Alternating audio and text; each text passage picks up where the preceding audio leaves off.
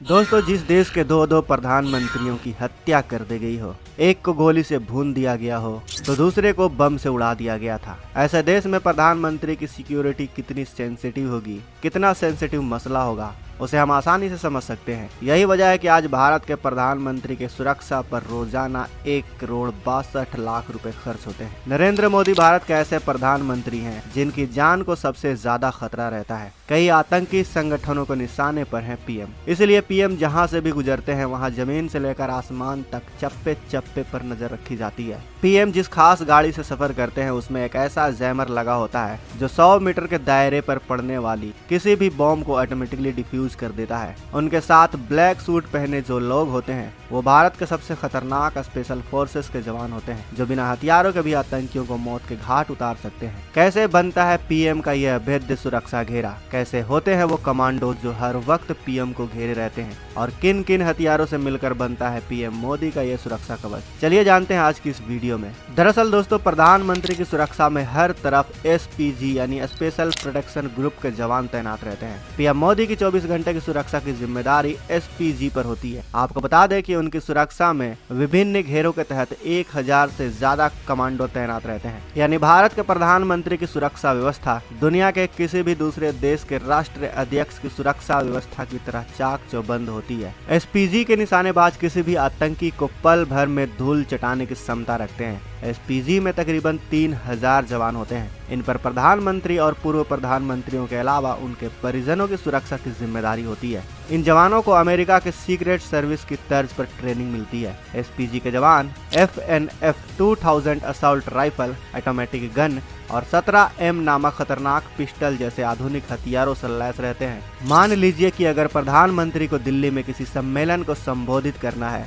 तो सारे इलाके की छानबीन दिल्ली पुलिस की सिक्योरिटी ब्रांच एक दिन पहले ही कर लेती है, जबकि प्रोग्राम के दिन सम्मेलन स्थल को एसपीजी के कमांडो द्वारा घेर लिया जाता है। आमतौर पर प्रधानमंत्री के लोकल प्रोग्राम में एसपीजी के प्रमुख खुद उपस्थित रहते हैं। अगर एसपीजी प्रमुख किसी वजह से उपस्थित नहीं रहते हैं तो कोई आला अधिकारी सारे इंतजाम की देखरेख करता है। जब प्रधानमंत्री अपने सरकारी आवास से सम्मेलन में भाग लेने के लिए निकलते हैं तो पूरे रास्ते पर सड़क के एक तरफ के ट्रैफिक को 10 मिनट पहले ही रोक दिया जाता है। इस बीच दिल्ली पुलिस की 2 गाड़ियां सारे रूट पर सायरन बजाती हुई घूमती है। यह इसलिए किया जाता है ताकि तय किया जा सके कि जिस रास्ते से पीएम को गुजरना है वो पूरी तरह से खाली हो। इसके अलावा प्रधानमंत्री के 7 लोक कल्याण मार्ग स्थित आवास में एसपीजी के 500 से ज्यादा कमांडो तैनात रहते हैं। अगर प्रधानमंत्री के काफिले की बात करें तो इनके काफिले में 2 बख्तरबंद BMW 7 series sedan, BMW X56 और एक मर्सिडीज बेंज एम्बुलेंस सहित 1 दर्जन से अधिक गाड़ियां शामिल होते हैं। इनके अलावा एक टाटा सफारी जैमर भी काफिले के साथ चलती है। पीएम के काफिले में सबसे आगे और सबसे पीछे दिल्ली पुलिस सिक्योरिटी स्टाफ की गाड़ी होती है। इसके बाद एसपीजी की गाड़ी और उनके पीछे 2 गाड़ियां होती हैं। इसके बाद लेफ्ट और राइट साइड में भी 2 गाड़ियां होती हैं और बीच में रहती है प्रधानमंत्री की गाड़ी जो कि बुलेट प्रूफ होती है। प्रधानमंत्री मोदी के काफिले में अब एक और नई कार जुड़ गई है। यह कार है मर्सिडीज माइबास S650 गार्ड। प्रधानमंत्री नरेंद्र मोदी के काफिले में BMW 7 series high security edition, Range Rover, Vogue और टोयोटा लैंड क्रूजर जैसी कारें भी शामिल है। हमलावर को भ्रमित करने के उद्देश्य से प्रधानमंत्री के काफिले में प्रधानमंत्री की कार की तरह ही दिखने वाली 2 डमी कारें भी चलती हैं। जैमर से लैस गाड़ी के ऊपर बहुत से एंटीना लगे होते हैं। यह एंटीना सड़क के दोनों तरफ लगभग 100 मीटर की दूरी पर रखे विस्फोटकों को डिफ्यूज कर सकते हैं। इन सभी गाड़ियों में एनएसजी के अचूक निशानेबाज कमांडो होते हैं। यानी प्रधानमंत्री के साथ करीब 100 लोगों की टीम उनकी सुरक्षा के लिए चल रही होती है।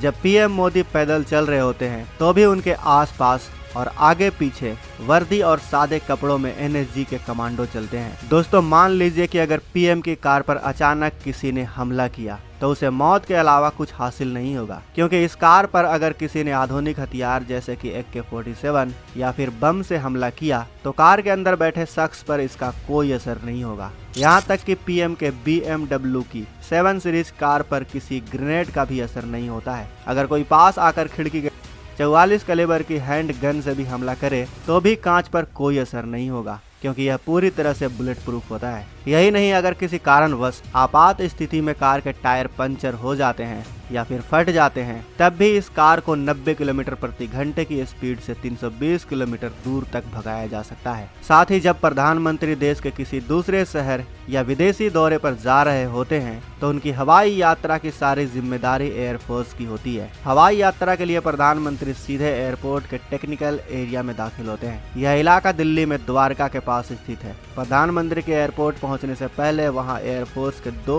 बोइंग विमान तैयार खड़े रहते हैं। अगर एक में अंतिम समय में गड़बड़ी हो जाती है तो स्टैंड बाई के लिए खड़े विमान से प्रधानमंत्री अपनी यात्रा पर निकलते हैं। इस फ्लाइट का नंबर हमेशा AI-1 होता है। प्रधानमंत्री के विदेशी दौरे के लिए एयर इंडिया 1 बोइंग 747 विमान का इस्तेमाल किया जाता है। प्रधानमंत्री का विमान जब उड़ान भरता है तो उससे कुछ मिनट पहले सारे इलाके को नो फ्लाइंग जोन में तब्दील कर दिया जाता है। उस दौरान कोई फ्लाइट ना तो उतर सकती है ना ही उड़ सकती है। उनके विमान में भी उनका अपना स्टाफ और NSG के गार्ड्स रहते हैं। विमान में एक बेडरूम और छोटा सा कॉन्फ्रेंस रूम भी होता है। दोस्तों, PM मोदी की सिक्योरिटी ऐसी है कि कोई भी हमलावर उनका बाल भी बांका तक नहीं कर सकता। तो दोस्तों, PM मोदी की सुरक्षा से जुड़ी इन बातों को जानकर आपको कैसा लगा हमें कमेंट बॉक्स में अवश्य बताएं। साथ ही वीडियो अच्छी लगी हो तो वीडियो को लाइक, अपने दोस्तों के साथ शेयर करना ना भूलें। अगर आप हमारे चैनल पर नए हैं और आपने अभी तक इस चैनल को सब्सक्राइब नहीं किया है तो इस चैनल को सब्सक्राइब कर लें। साथ ही बगल में जो बेल आइकन का बटन है उस पर ऑल पर भी क्लिक कर लें ताकि हमारी आने वाली वीडियो को आप मिस ना कर सकें। मिलते हैं अगले वीडियो में।